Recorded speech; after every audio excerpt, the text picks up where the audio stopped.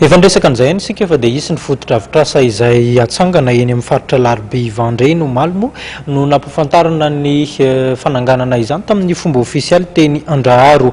Manatanana kelina ny Little Manhattan no iatsoana izany foto-drafitrasa izany. Little Manhattan na hoe Manhattan kely, io no anaran'ilay foto-drafitrasa antsoina hoe gratte-ciel toy ny any New York izay ahorona eny amin'ny faritra Larby Vandré iny.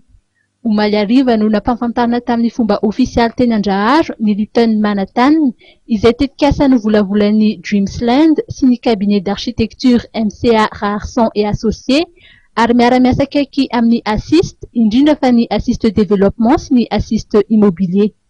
Immeuble raika amby roapolo zany ny étage anatin'izay raika amby roapolo zay niveau anankitelo parking dia amin'ny farany ambany no ny fito amby folo ny étage appartement dia ny rez-de-chaussée zany ny rihana fito amby folo zany appartement no ny rihana telo aty amin'ny farany ambany parking dia ny rez-de-chaussée service zany misy piscine débordement misy jardin anatin'ilay trano. 20 metatra miala ny fiolanana eo amin'ny assist Ivandry na koa 10 metatra atsimon'ny rond-point City Akorondrano no isy ny Little Manhattan. Amin'ny volana septambra any raha ny fantatra no anomboka ny asan'ny fanorenana ity gratte-ciel voalohany eto Antananarivo ity. Ny routona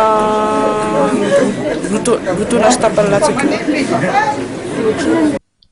Ary fomba tokoa ny tao-trano sy ny ao anatiny. Ny fanorenana ny Little Manhattan dia voalaza fa mamaly ny filan'ny fanajariana ny tany. Tsy mety raha ny tanimbary no simbaina anorenana trano fonenana.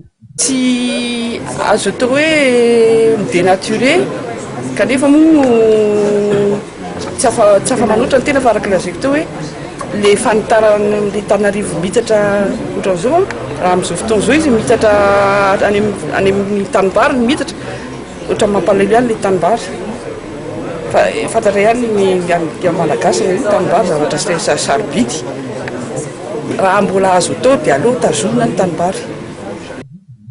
Raha ny fanamariana izay noentiny tale arabaritry ny assist immobilier dia 12 ireo efa nanao famandrihana efitrano fonenana ao amin'ny Little Manhattan izay ahitana malagasy sy vahiny. Ireo izay liana ny afantatra bebe kokoa moa dia afaka mitsidika ny tranokala www.littlemanhattantana.com izay ahitana ny andinindininy rehetra mikasika ity gratte-ciel ahorona eto Antananarivo ity.